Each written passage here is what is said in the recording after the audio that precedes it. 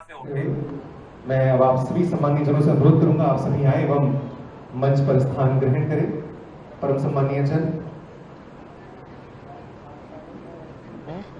हम सबके मार्गदर्शक परम पूज्य गुरु जी, साथ ही साथ हमारे आज के कार्यक्रम के मुख्य अतिथि माननीय शिवराज सिंह जी चौहान, मुख्यमंत्री मध्य प्रदेश शासन, साथ ही साथ माननीय कृष्ण शर्मा जी, विधानसभा, माननीय श्री साधना सिंह जी, परमादरणीय भाभी का अनुरोध करूंगा।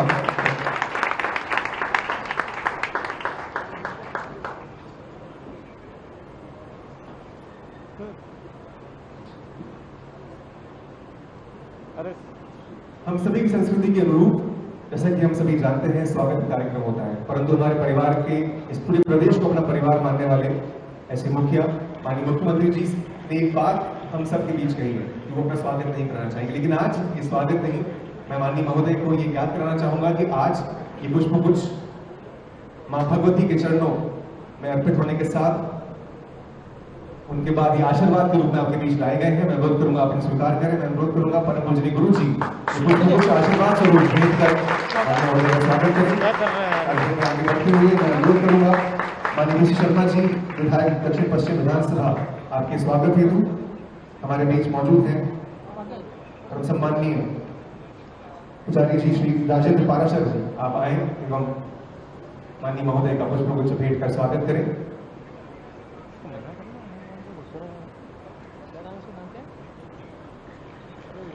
साथ ही साथ हम सबके बीच मौजूद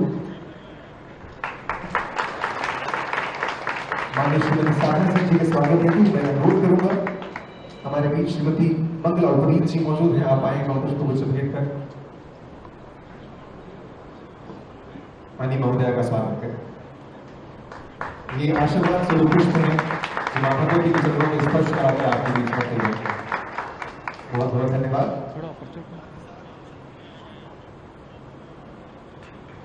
मैं सर्वप्रथम इस सम्मान समारोह की शुरुआत करना चाहूंगा।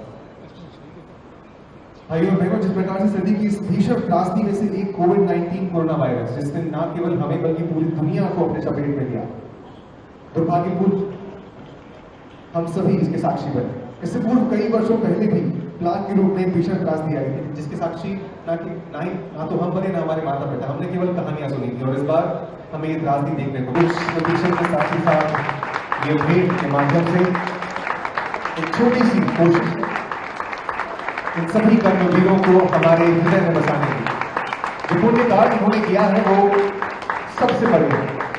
आगे चलते हुए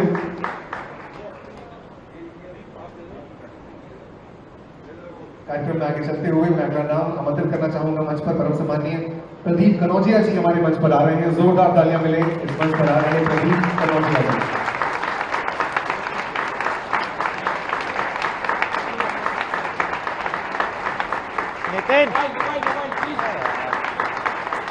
दोस्तों, इनकी जोरदार तालियों के साथ, अपने जोश के साथ आपका आशीर्वाद इन तक पहुंचाते रहे।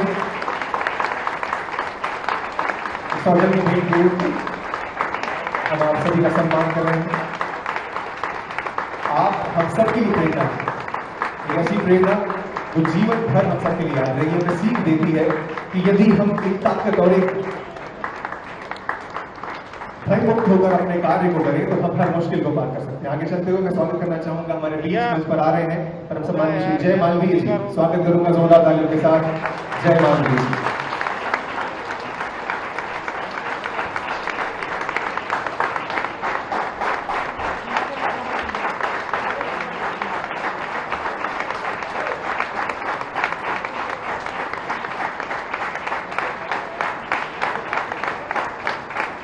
तालियां कम नहीं होनी चाहिए, ताकि यही जोरदार रखी है आप सभी की ओर से।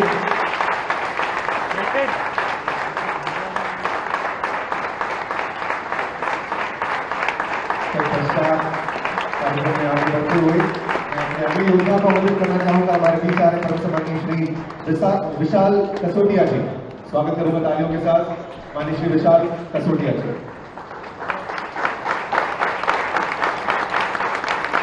बिल्कुल ये ताली लग रहा है, यही तेज करते हैं।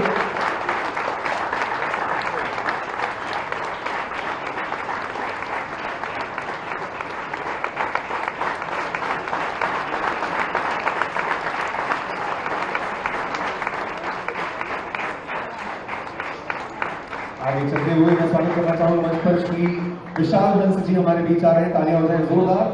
सर मैं चाहूंगा श्री राजेश हंस जी, श्री राजेश हंस जी।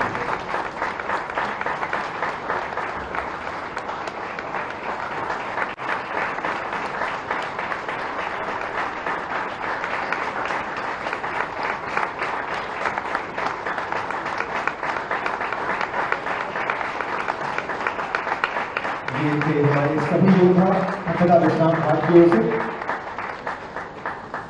अब आगे चलते हुए मैं सुभाष विश्राम घाट की ओर से पधारे हुए कोरोना योद्धाओं को आमंत्रित करना चाहूंगा। सर्वप्रथम हमारे बीच आ रहे हैं सम्माननीय श्री योगेश नील जी। जोरदार तालियां में माननीय श्री योगेश नील जी हमारे बीच पधार रहे हैं।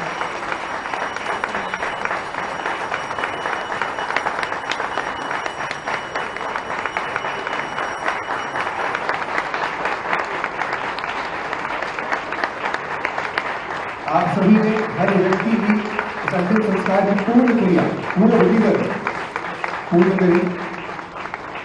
इसके पश्चात मैं आमंत्रित करना चाहूंगा सम्माननीय श्री गोलू नील जी।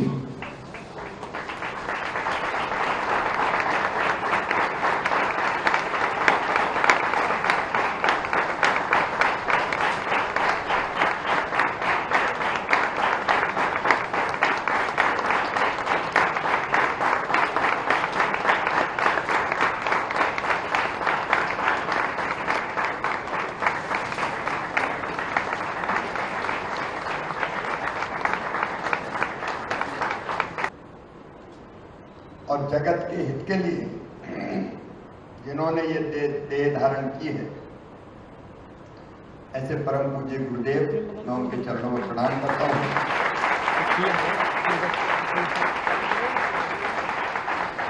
हमारे इस क्षेत्र के विधायक आदरणीय पीसी शर्मा जी, पूज्य मात जी, यहाँ उपस्थित सभी कोरोना योद्धा, उनको मैं प्रणाम करता हूँ। और सभी भक्तजन, बहनों, भाइयों, भांजे, भांजियों,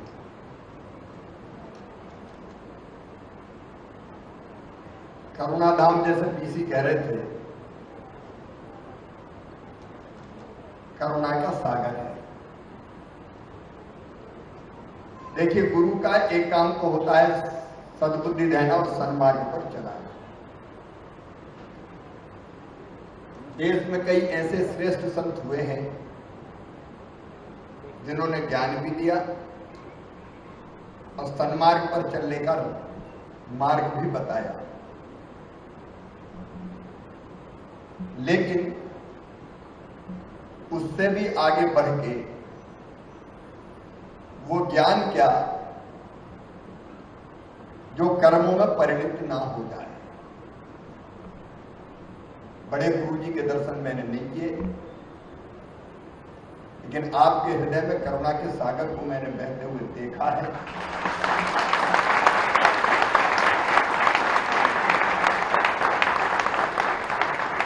ये सद्बुद्धि देते हैं, सन्मार्ग पे चलाते हैं, लेकिन सेवा का मार्ग भी बताते हैं और खुद भी सेवा में जुट जाते हैं।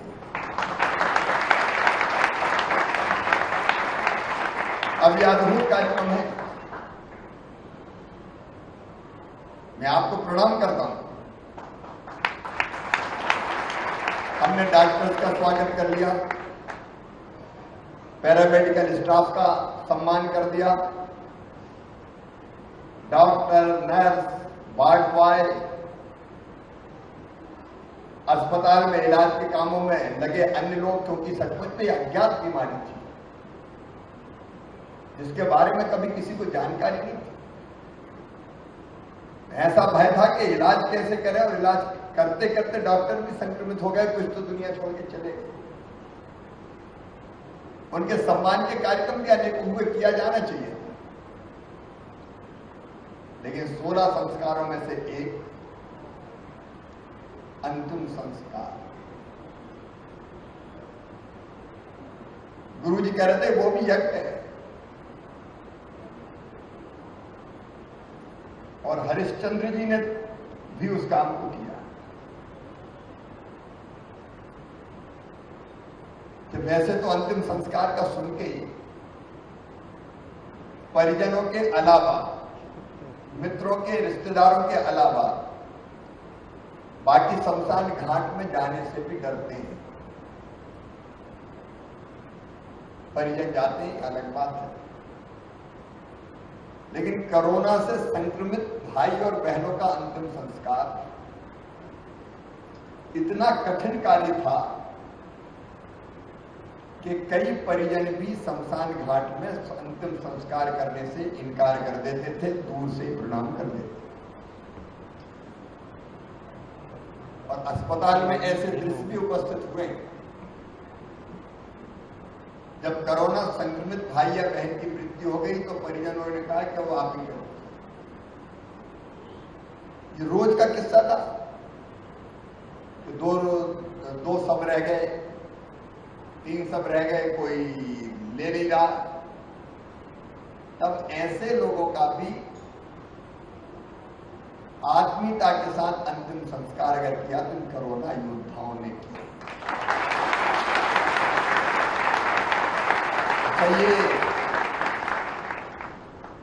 ये कहा जाता था कि इतने घंटे तक वायरस जीवित रहेगा शरीर में। आदमी चला गया, व्यक्ति चला गया, लेकिन वायरस नहीं गया, वो अंदर ही है। तो इस डर से कई लोग नहीं करते थे।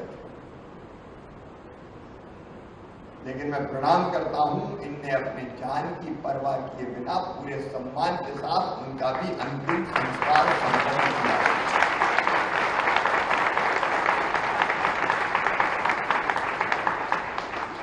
और इनके सम्मान का भाव आपकी हृदय की करुणा को ही बताता है।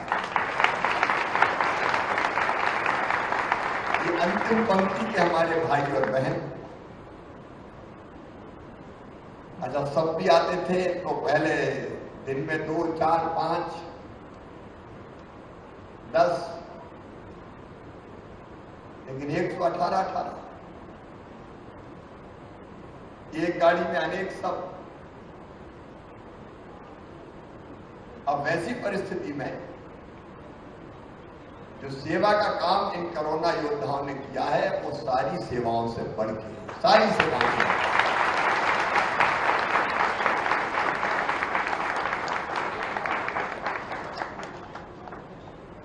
गुरुदेव वैसे तो ज्ञान देने वाला गुरु है, लेकिन जो राह आप दिखा रहे हैं एक नहीं अनेकों प्रकल्पों के माध्यम से, सात्विक भोजन कराना हो, अन्नदान, विद्यादान, अस्पताल के परिसरों में मरीज के परिजन आ जाए तो एम्स हो, बाकी अस्पतालों भोजन की व्यवस्था, शिक्षण कैंप, होम्यो चिकित्सा। मेरे विधानसभा क्षेत्र में ग्वालिया में गोग्रास गौशाला भी बनी,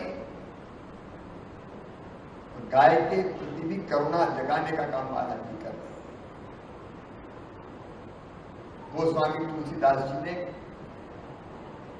सब धर्मों का सार 2 पंक्तियां कही है। पर हित सरिस धर्म नहीं भाई, पर पीड़ा सम नहीं अधमाई। दूसरों का हित, दूसरों का भला करने से बड़ा कोई धर्म है ही नहीं, और दूसरों को तकलीफ पहुंचाने से बड़ा कोई अधर्म, कोई पाप है ही नहीं। तो दूसरों की सेवा ही सबसे बड़ा धर्म है। और दूसरों की सेवा का मार्ग न केवल आप दिखा रहे हैं, बल्कि आप स्वयं भी कर रहे हैं। एक तो होता है केवल प्रवचन देना कि करो, करना चाहिए, और दूसरा होता है कि केवल कहना नहीं, करके दिखाना।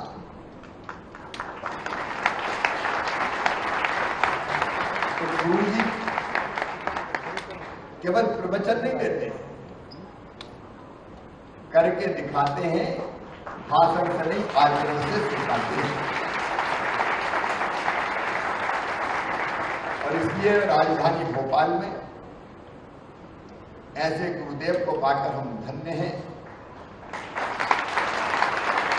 और आज जन्माष्टमी के अवसर पर कोरोना योद्धाओं का सम्मान तो कर ही रहे, आपसे आशीर्वाद मांगने भी आए हैं कि सद्बुद्धि भी रहे, सन्मार्ग पे भी चलाएं, ताकि सरकार के माध्यम से भी, सरकार काय के लिए, सत्ता के अहंकार में चूर होकर दम्भ तो भर जाएं, इसके लिए नहीं, जनता की बेहतर से बेहतर सेवा करें।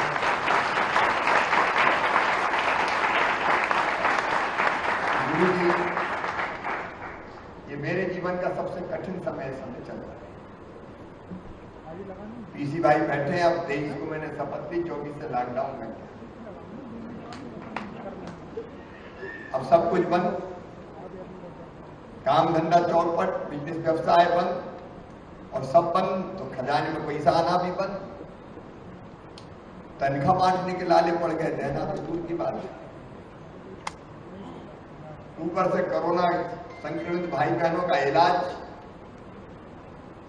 सचमुच में बहुत कठिन समय देखा। और दूसरी लहर में तो ऑक्सीजन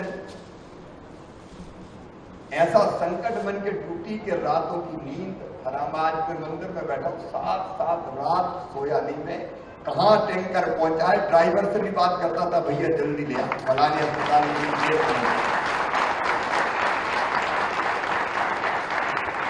महाभयानक समय।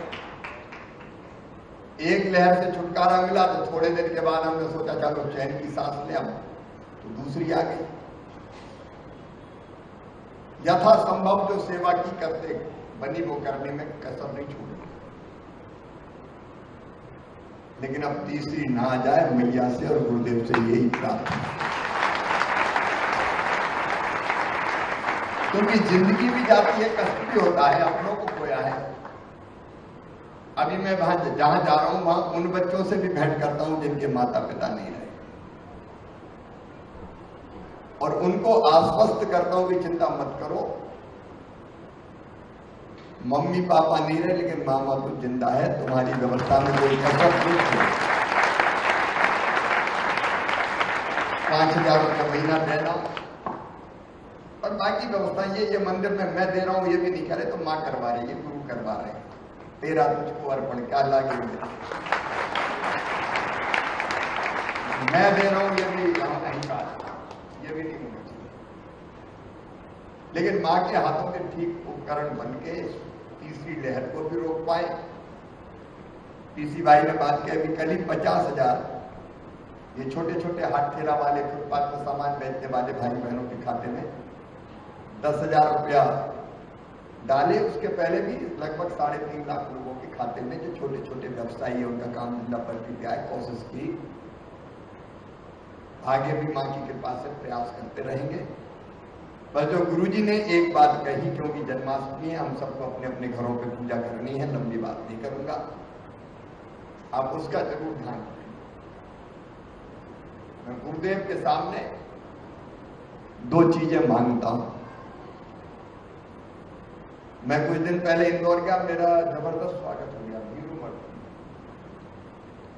मैंने इंदौर वासियों से माफी मांग के कही कि मैं आत्मग्लानि से भरा हूं, मैं माफी चाहता हूं, भीड़ इकट्ठी, और मैंने तब तय कर दिया कि मैं कोई फूलों की माला और कोई स्वागत जब तक कोरोना का संक्रमण स्वीकार करूंगा ही नहीं, कोई स्वागत समारोह नहीं। नेताओं का स्वागत हो और बाकी कार्यक्रम ना हो, तो कोई दुख है क्या इसका? लेकिन 2 चीज, एक यहां मुझे प्रसन्नता है, लगभग सब मास्क लगाए हुए हैं, वायरस खत्म नहीं हुआ, वायरस तो है, अगर असावधान रहे तो वो हम में प्रवेश कर जाएगा। अभी भी पॉजिटिव केस आ ही रहे हैं रोज। केरल में देखो क्या हाल है, 30,000, 35,000, 38,000 रोज आ रहे हैं, और रोज मर रहे हैं लोग, ऐसा नहीं कि नहीं मर रहे। 200-250 लोग रोज केरल में जान जा रही कोरोना से। अमेरिका में अस्पताल भरे हुए हैं, रोज सैकड़ों मौतें हो रही है। मां की कृपा से, गुरुदेव के आशीर्वाद से मध्य प्रदेश में भी संक्रमण नियंत्रित है। और मैं भी, जैसा गुरुदेव ने कहा, सवेरे रोज मैंने उनको बताया, सबसे पहला काम उठते ही होता है कि कहां कोरोना के प्रकरण आए, और अफसरों को जब तक कसो नहीं तब तक मामला फिर ढीला हो जाता है। सवेरे ही मैं टाइट करता हूं कि तुरंत कॉन्ट्रैक्ट ट्रेसिंग हुई कि नहीं। अच्छा, ये भी पता रहता है कौन से शहर की किस गली में, किस मोहल्ले में, कौन से घर पे कोरोना का पॉजिटिव पेशेंट आया, तो तुरंत, और वो संक्रमण ना फैला पाए इसलिए आइसोलेशन में ले जाने की व्यवस्था, और संपर्क में जितने लोग आए हैं सबका फटाफट टेस्ट करवाते हैं ताकि संक्रमण है तो पकड़ में आ जाए पर बाकी लोगों तक ना पहुंच पाए। तो इस प्रयास में लगे हैं। रोज मैं बैठक करते ही कोरोना के बारे में, लेकिन दूसरा कोरोना से बचने का सबसे प्रभावी उपाय है टीका लगवा लेना, वैक्सीन लगवा लेना। मुझे विश्वास है कि आज जितने लोग बैठे सबने लगवा ली, लगवा ली कि नहीं लगवाई? हाथ खड़े करके बताएं जिनने लगवाई ईमानदारी से। काफी लोगों ने। देखो, दुनिया में जितने साइंटिस्ट हैं, विशेषज्ञ हैं, डॉक्टर हैं, एक ही बात कह रहे हैं कि अगर टीका लग गया तो या तो संक्रमण होगा नहीं, और होगा तो उसका प्रभाव उतना खतरनाक नहीं होगा कि मौत हो जाए। मतलब जिंदगी का डोज है। मध्य प्रदेश में 70% लोगों को पहला डोज लग गया है।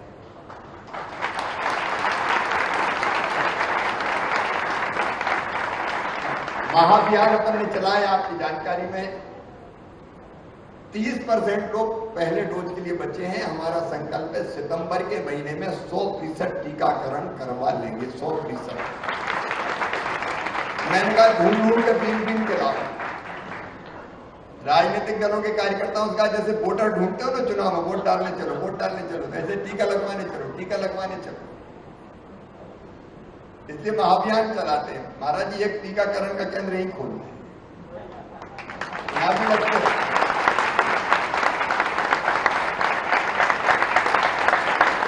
तो सेवा का धाम करुणा के केंद्र,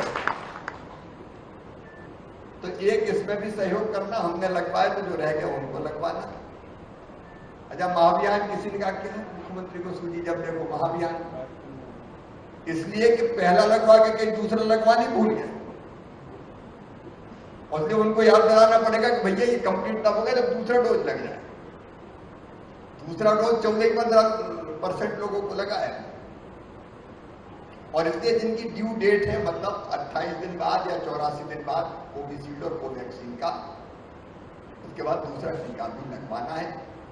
ये अपन ने कर लिया तो सुरक्षा चक्र दे देंगे, सुरक्षित अपने आप को कर लेंगे। याद रखें, माँ भी उसी की मदद करती है जो अपनी मदद आप करता है। हम करेंगे।